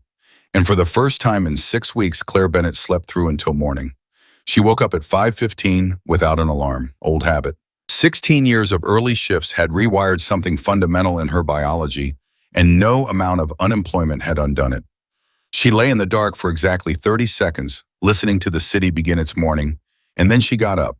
She made coffee. She stood at her kitchen window with the mug in both hands and looked at the plant on the sill, still alive stubbornly against all reasonable expectation, and she thought about what today was. Wednesday. The board session was at 10 a.m. Howard had confirmed it last night with a text that said simply, "Full board, all 9 members. OC has the room." She had read it 3 times before she went to sleep. Full board, all 9 members. That meant Vance's remaining allies would be in the room. That meant whatever Holt had told Calloway on Monday night would either matter or it wouldn't. That meant 16 years of her professional life would be weighed against a folder of falsified documents in a security footage clip and whatever remained of Beatrice Goldwell's ability to construct a defense. Clare drank her coffee. She got dressed. She chose carefully not scrubs, not the diner apron, but the kind of clothes that said, "I belong in a room of serious people having a serious conversation." Dark pants, a clean blazer, the small silver pin on her lapel that she had received with her second commendation from St. Jude's, which she had not worn since the morning she was fired, and which she put on now with deliberate intention. She was at the hospital by 9:15. Sterling was already in the lobby. So was Reeves and Howard, and a woman Clare hadn't met before, tall mid-40s, with a press badge clipped to her jacket and a recorder in her hand, standing slightly apart from the group with the particular alertness of a journalist who is covering something she knows is significant. Clare looked at Sterling. "You said press was a last resort." "It is," Sterling said, "but last resort doesn't mean unprepared." He glanced at the journalist. "Her name is Rachel Voss. She covers healthcare accountability for the Tribune. She's been briefed on the public record, the termination, the nursing board complaint, the health department investigation. Nothing that isn't already filed." He paused. "She's here in case the board needs to understand that whatever they decide today will be part of the public record." "You brought a reporter to persuade a board to do the right thing," Clare said. "I brought a reporter because the board is composed of human beings," Sterling said, "and human beings make better decisions when they understand that those decisions will be seen." Clare looked at Rachel Voss, who was looking back at her with an expression that was professional and sharp, and also underneath both of those things quietly angry, in the way that people who cover institutional failures get quietly angry when they encounter a particularly clean example of one. "Miss Bennett," Voss said, "I've read your file. All of it." "Then you know more than most people," Clare said. "That's why I'm here," Voss said. Howard materialized at Clare's elbow with his briefcase and his reading glasses and his newly energized bearing. "The board convenes at 10. We have a pre-session with OC at 9:45. And Clare Holt submitted a formal written statement to Calloway yesterday evening." He paused for effect because Howard had not entirely lost his sense of drama. He named Goldwell as the originator of the documentation scheme. He confirmed that she approached him directly, that he facilitated the nursing board contact, and that he did so at Goldwell's request and with the implicit understanding that Vance's continued financial relationship with the hospital was contingent on the situation being managed. Clare stared at him. Holt put that in writing. His attorney advised cooperation in exchange for reduced exposure. He put all of it in writing. The lobby of St. Jude's Memorial was doing its morning business around them patients and staff and the particular organized movement of a large hospital at the start of its day. Clare stood in the middle of it and felt the weight of what Howard had just said settle into place. Holt had given them everything. At 9:45, they were in Osei's office. Patricia Osei behind her desk, composed as always, but with something underneath the composure that Clare was only now learning to read in her, a particular quality of focused resolve that Clare suspected had been building for a long time before this week. "Before we go in," Osei said, "I want you to know what we're walking into. Vance has spoken to 4 board members individually since Monday. He's applied significant pressure. 2 of those 4 have held. 2 have indicated they plan to request a delay in proceedings pending further review." "A delay," Howard said flatly. "A delay during which presumably the investigation would lose momentum and Goldwell's attorneys would have time to contest the metadata analysis." OC's voice was even. I expected this, which is why I also spoke to those same board members individually. She paused. I showed them the security footage. You showed them separately, Claire said. I showed each of them privately in this office on the day after the Monday meeting, before Vance reached them. She looked at Claire steadily. The footage is 47 seconds long. There is no interpretation of those 47 seconds that does not show exactly what it shows. I wanted them to have seen it before anyone told them how to feel about it. Sterling said, and two of Vance's four have confirmed this morning that they will not be requesting a delay. Osei stood. That leaves two who remain uncertain. The board will vote. We will need a majority. She straightened her blazer. Let's go. The boardroom was larger than the conference room where Monday's meeting had happened. A formal space, a long table, 9 chairs for 9 board members, additional seating along the wall for representatives and counsel.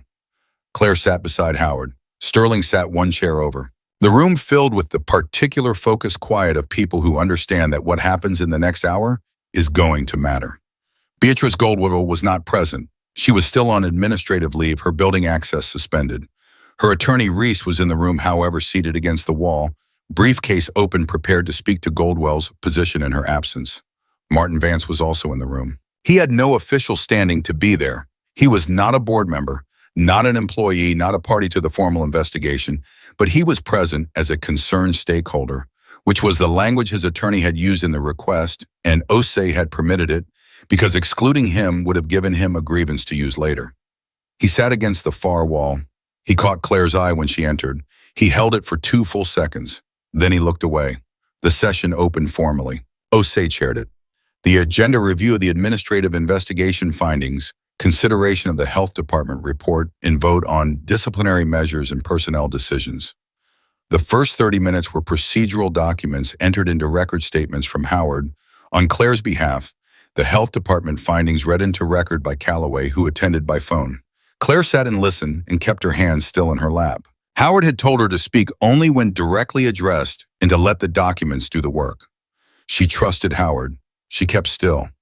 Then Reese stood and began to speak. He was good. Claire had acknowledged that to herself on Monday, and she acknowledged it again now. Reese understood that he could not contest the footage. 47 seconds of high-definition Corda camera was not contestable in any meaningful way, so he didn't try. Instead, he argued context. He argued that Goldwell's physical intervention was an attempt to facilitate proper chain of command and routing of care. He argued that the documentation in Claire's personnel file, while created in an administrative consolidation process, reflected genuine concerns that predated the date of creation. He argued that the chest tube procedure, while effective, had been performed outside Claire's licensed scope and represented a genuine liability for the hospital. He was precise. He was credible. He was completely fundamentally wrong. But he made 4 of the 9 board members shift in their seats, and shifting was enough to be dangerous. Howard responded point by point. He was methodical and thorough and backed every counter with a document. Beside Clare Sterling was very still, the stillness of someone who has made a decision not to speak yet and is waiting for the right moment, with the patience of someone who has spent his career understanding that patience is a form of power. The moment came when one of the 2 uncertain board members, a man named Castellano, 50s finance background, who had been listening with the careful attention of someone weighing everything and committing to nothing, leaned forward and said, "I have a question about the medication discrepancy, the one cited in Ms. Bennett's termination. The pharmacy log was presented. But I'd like to understand." "The discrepancy doesn't exist," Claire said. Everyone looked at her. Howard started to speak. She put her hand briefly on his arm. "Mr. Castellano," she said, "the medication cited in my termination paperwork is a controlled analgesic. It was ordered for a patient in Bay 4 on the night of September 9th, 11 months before my termination. I signed it out at 11:47 p.m. I administered it at 11:52. I documented it at midnight, which is when I had a free hand. The pharmacy log reflects all 3 timestamps and my signature. There is no discrepancy. There never was one. The document in my file that cites a discrepancy was created 8 months after that date in the 48-hour window following my termination from Beatrice Goldwell's administrative terminal." She paused. "You can call the pharmacy supervisor right now and ask her to pull the original log. Her name is Donna Park. She's been at this hospital for 22 years, and she knows every entry in that log because she reviews them weekly. Call her. Castellano looked at Osei. Osei looked at Claire. Something in Osei's expression said she had not expected Claire to do that, and she approved. Ms. Park can be reached at extension 412, Claire said. Castellano actually picked up the phone on the conference table. He dialed. He waited. He asked Donna Park 3 questions. He listened. He said thank you. He set the phone down. He looked at Reese. The log is consistent with what Ms. Bennett described, he said, including the timestamps. Reese said that doesn't address the possibility of retroactive. The pharmacy log is a continuous running record with sequential entry numbers, Claire said. Retroactive entries would break the sequential numbering. Mr. Castellano, you can ask Ms. Park to read you the entry numbers on either side of my entry. Castellano looked at her for a long moment. Then he looked at Reese. Then he looked down at the table. And something in the set of his shoulders changed. That was the moment. Claire felt it happen in the room, the particular shift when evidence stops being abstract and becomes undeniable, when even the most carefully managed uncertainty collapses under the weight of a thing that is simply factually, provably true. Reese knew it too. She could see it in the way he reorganized his papers, not urgently, but with the quiet efficiency of someone deciding which arguments are worth spending remaining credibility on. Then Martin Vance stood up. I'd like to address the board, he said. Osei said, Mr. Vance, this is not a public comment. I have 43 years of relationship with this hospital, he said. I believe I have earned 2 minutes. The room held. Osei looked at him. Claire watched Osei make the calculation, deny him, and give him a grievance, or let him speak and give him a chance to make it worse for himself. 2 minutes, Osei said. Vance stood with his hands on the table and addressed the board with the authority of a man who was accustomed to rooms like this. St. Jude's Memorial was built on relationships, he said. Relationships between this institution and the community it serves, between the hospital and the individuals who invest in its future. Beatrice Goldwell understood that. She understood the complexity of managing a modern hospital, the financial realities, the need to protect the relationships that make the work possible. What's been characterized as misconduct was, in my view, administrative judgment. Imperfect, perhaps, but judgment. He paused. He looked at Claire. Ms. Bennett is a competent nurse. I don't dispute that. But competence without institutional understanding is... She saved his life, Sterling said. Vance stopped. Sterling stood. He had not stood before this moment, had not spoken before this moment, and the room responded to his standing, the way rooms respond to things that have been building and have finally arrived. I was the patient in that hallway, he said. I was the man your administrator tried to leave to die. And I want to be very clear about what I heard and what I remember. He looked at the board members one by one, moving down the table with the calm deliberateness of someone who has spent 30 years making sure people in rooms understand what he is about to say. I was conscious when Ms. Goldwell intercepted Ms. Bennett. I heard the words. I felt the gurney stop moving. And I want this board to understand that in the time between when that gurney stopped and when Ms. Bennett reached me, my blood pressure dropped to a level that the surgical notes describe as incompatible with survival beyond approximately 4 to 6 additional minutes. He paused. Ms. Bennett reached me. She did not leave me in that hallway. She made the decision that every medical professional in this room knows was the correct one, and she made it against direct instruction from an administrator who had no medical authority to give it. He looked at Vance. Your relationship with this hospital, Mr. Vance, does not have a blood type. Your son's laceration did not have a chest full of blood. These are not equivalent situations, and dressing them up in the language of institutional complexity does not make them so. Vance's jaw was tight. Colonel Sterling, this is... My 2 minutes aren't up, Sterling said pleasantly. Vance sat down. Sterling looked at the board. I am not here to destroy this hospital. I'm here because the woman who saved my life deserves to have her career and her reputation returned to her in full, and because the people who took them deserve to be held accountable for how they did it. That's all. What you do with that is your decision.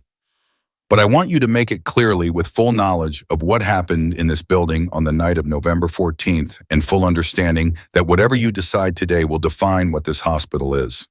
He sat down. The room was very quiet. Then Castellano said, I move that we proceed to vote. The second uncertain board member, a woman named Irene Chu, who had said nothing for the entire session and had been listening with her hands folded and her face unreadable, said seconded. Osei called the vote. Claire watched it happen. Each board member in turn stating their position on Goldwell's termination, on the formal removal of the falsified documentation from Claire's record, and on her full reinstatement with back pay from the date of termination. 6 in favor, 2 opposed, 1 abstention from Holt's replacement, a woman who had been appointed to fill the seat only that morning and who was entirely reasonably not yet prepared to vote on a crisis she had walked into 90 minutes ago. 6-2. Claire heard it and felt it the way you feel things that you have been fighting toward for a long time. Not as a sudden relief, but as a slow spreading recognition, like warmth returning to something that has been cold. Howard squeezed her arm. He said, "There it is, quietly, and that was enough." Reese gathered his materials without speaking and left the room with the clean efficiency of a man moving to the next engagement. Vance remained seated for a moment longer. He looked at the table. He looked at his hands, and then he looked up and he looked at Claire, and what was in his face was complicated, still hard, still proud, but somewhere underneath all of that, something that might have been in another kind of man, the beginning of understanding. He stood. He left without speaking. Osei looked at Claire across the length of the table. "The board will issue a formal apology in writing," she said. "The documentation will be corrected. The nursing board has been notified this morning your license hold is lifted as of today." She paused. "And I would like you to consider a conversation about your role going forward, not just reinstatement. A larger conversation about what you want and what this hospital needs." "I'll have that conversation," Claire said. She held herself together through the end of the session and through the corridor afterward, and through Howard's comprehensive explanation of the next steps, and through Calloway's brief congratulatory handshake, and through Rachel Voss's quiet "I'm glad," that landed with more weight than its 2 words should have been able to carry. She held herself together until she was in the elevator with Sterling, and the doors closed, and it was just the 2 of them and the brief mechanical hum of descent. Then she exhaled, long and complete the way she had not exhaled since November 14th. 6-2, she said. 6-2, he said. She looked at the elevator doors. "Goldwell goes to the AG's office." "That process is already moving," Sterling said. "Calloway filed this morning. It won't be fast, but it will be thorough." "And Vance lost 2 board members today. He still has money and he still has relationships. But the investigation into his communications with Goldwell is formally open. His lawyers are going to spend the next year managing that exposure." Sterling paused. "Men like Vance don't go to prison very often, but they also don't emerge from years of federal scrutiny the way they went in." Claire nodded. It wasn't a perfect ending for Vance. She had known it wouldn't be. Perfect endings were for people who hadn't spent 16 years watching what the real world does to real people. What she had was the truth documented, her name cleared, and a process in motion that would not stop. That was not nothing. That was in fact everything. The elevator opened. Reeves was in the lobby. She had the particular expression of someone who has received confirmation of something they already knew and finds the confirmation satisfying rather than surprising. "Nursing board just sent formal notification," she said, handing Sterling her phone. "License reinstated. No conditions. No probationary period." Claire took the phone. She read the notification, 3 sentences, clear and administrative and utterly transformative.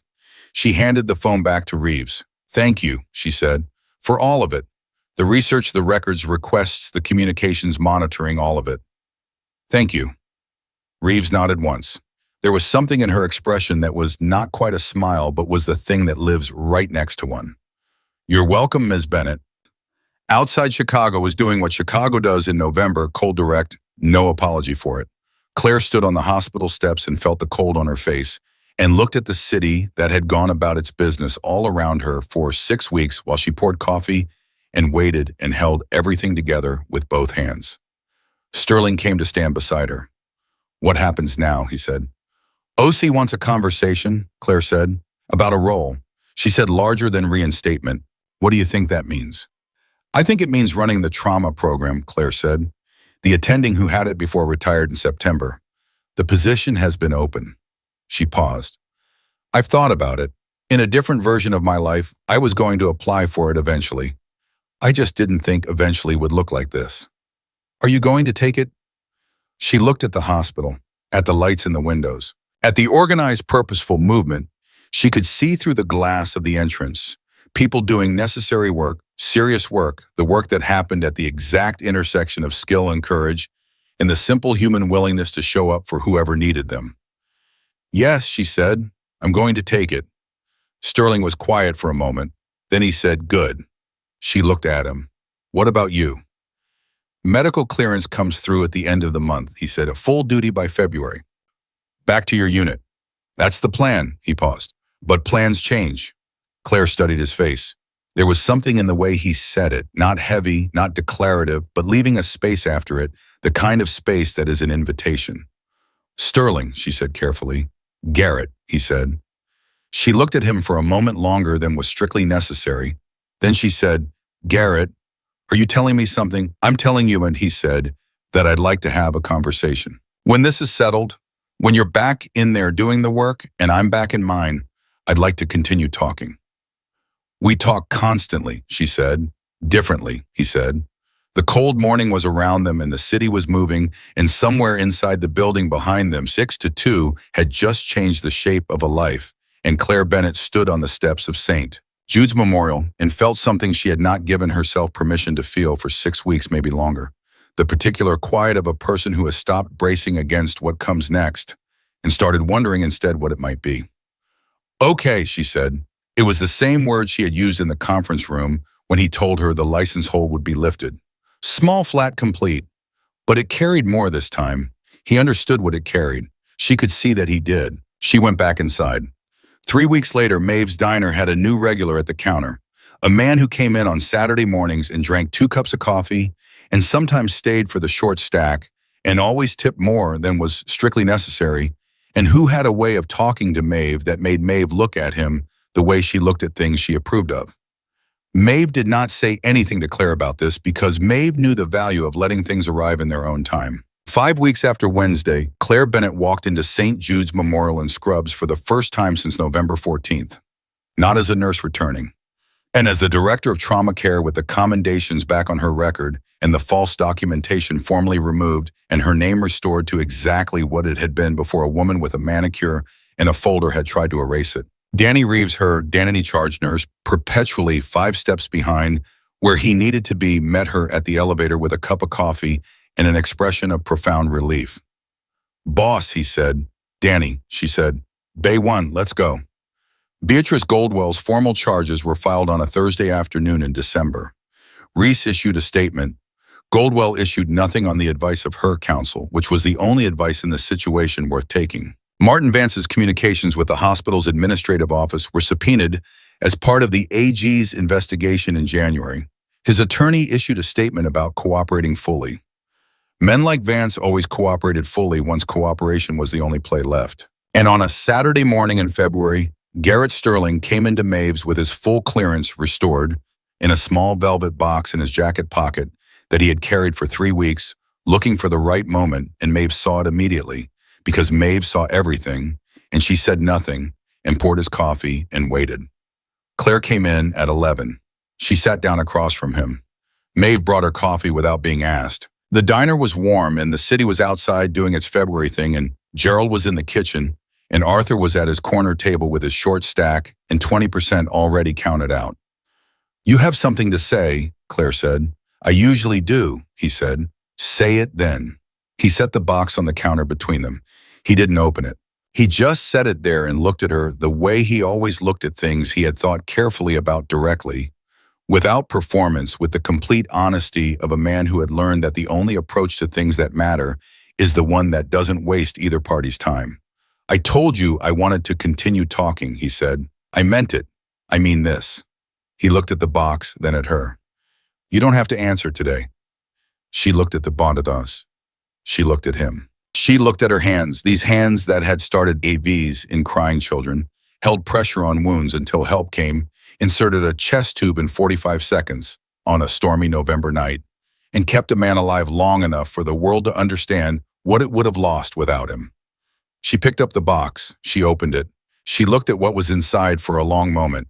Then she closed it and set it back on the counter and picked up her coffee and said, "I'm answering today."